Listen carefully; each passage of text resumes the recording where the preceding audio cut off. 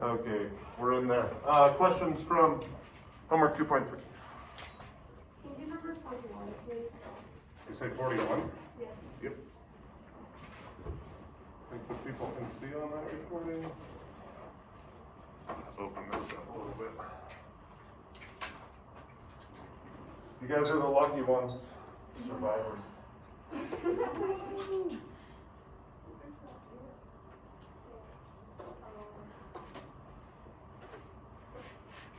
Okay, so 41 says draw a graph of a continuous function y equals f of x that satisfies the following conditions. So it says f prime is greater than 0 for negative pi over 2 to pi over 2. F prime is less than 0 for negative pi to negative pi over 2 and pi over 2 to pi. And then f prime equals 0 at these two places. So I'm going to just draw a picture of the graph that has those places marked. Now these are not asymptotes, they're just graph guides.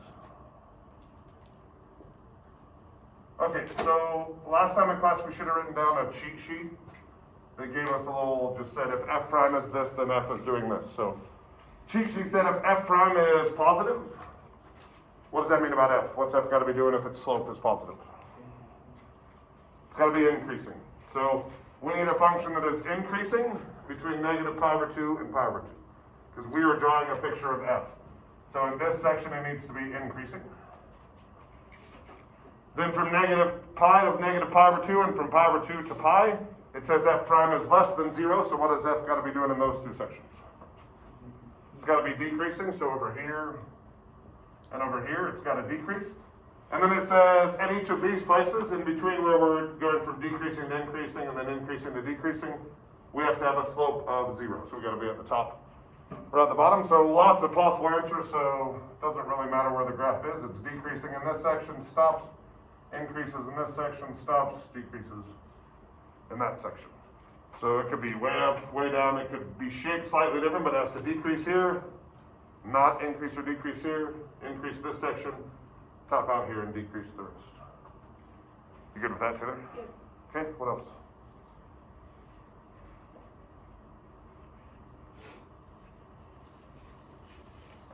Remember, class is driven by questions, so if you have them, ask them. If not, I just think you know everything. And Charles, you do not know everything. Going once, going twice. Any other questions? All right. Homework's due at the end of the week. Or not at the end of the week, sorry, at the end of the chapter. We're going to take some notes on 2.4 and 2.5.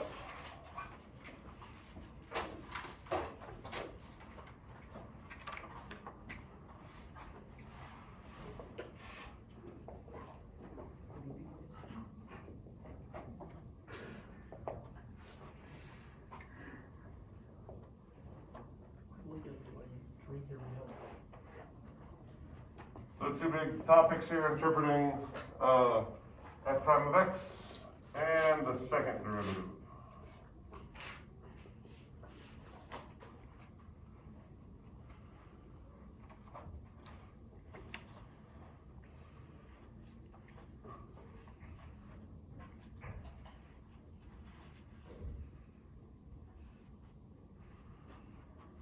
Okay, so a thing we've talked about before, but I just want to reiterate.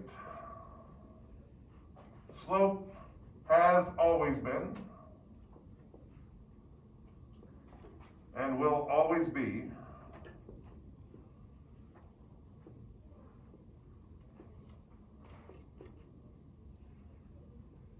change in y over change in x.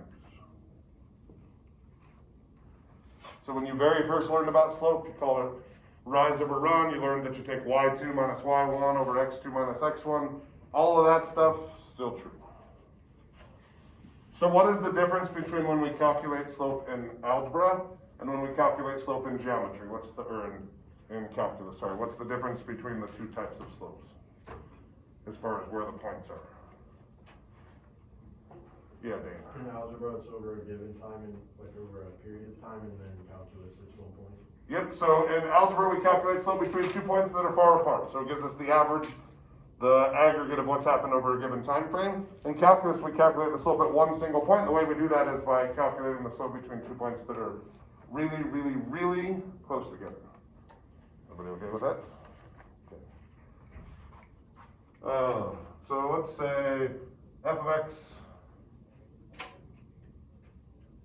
has units of meters.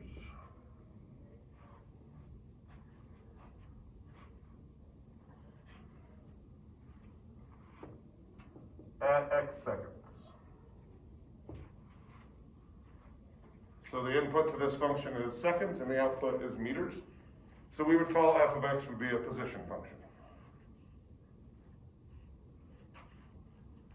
So if we were to draw a little sketch of f, now we don't know what f looks like, but if we were to draw the input output, we would put in when we do this in this class, we won't put like x here, f of x here, y here, we'll put the units. So the input unit on this one is seconds. And the output unit on this one is meters. F of x is a simple position function. So if we were to interpret the meaning of a statement, bless you, no sneezing please.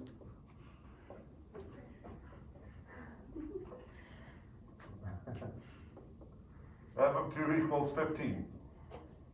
What would that mean?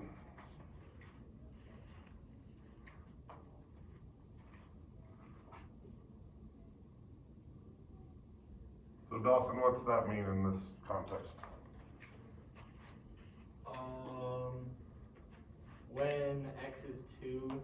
So at 2 seconds? At 2 seconds, you travel a distance of 15 meters.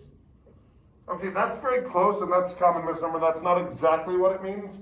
It means we are at a position of 15 meters. 15 meters in front of 0. So at 2 seconds,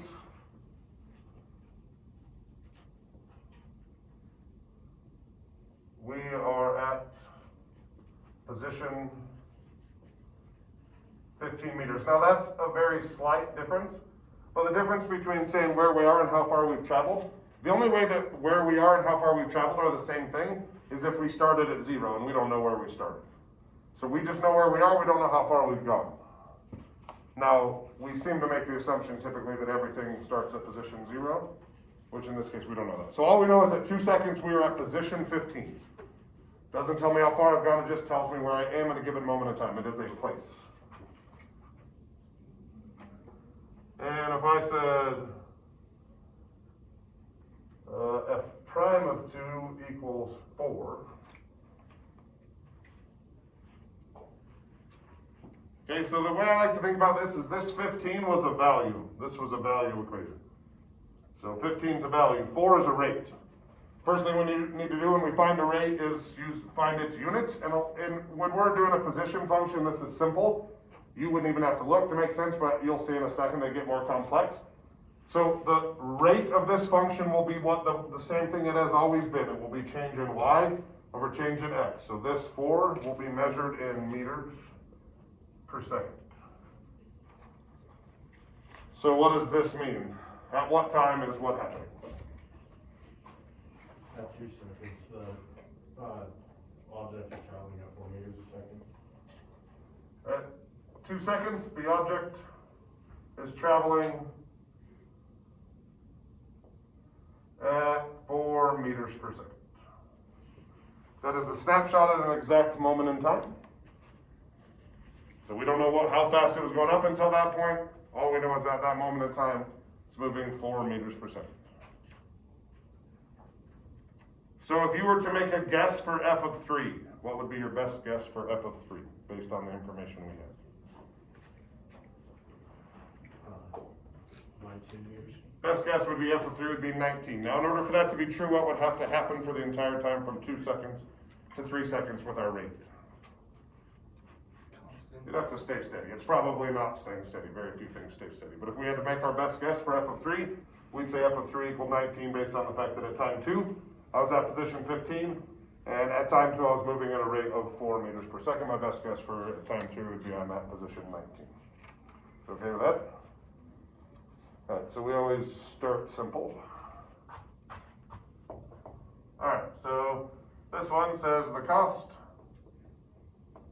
of extracting T tons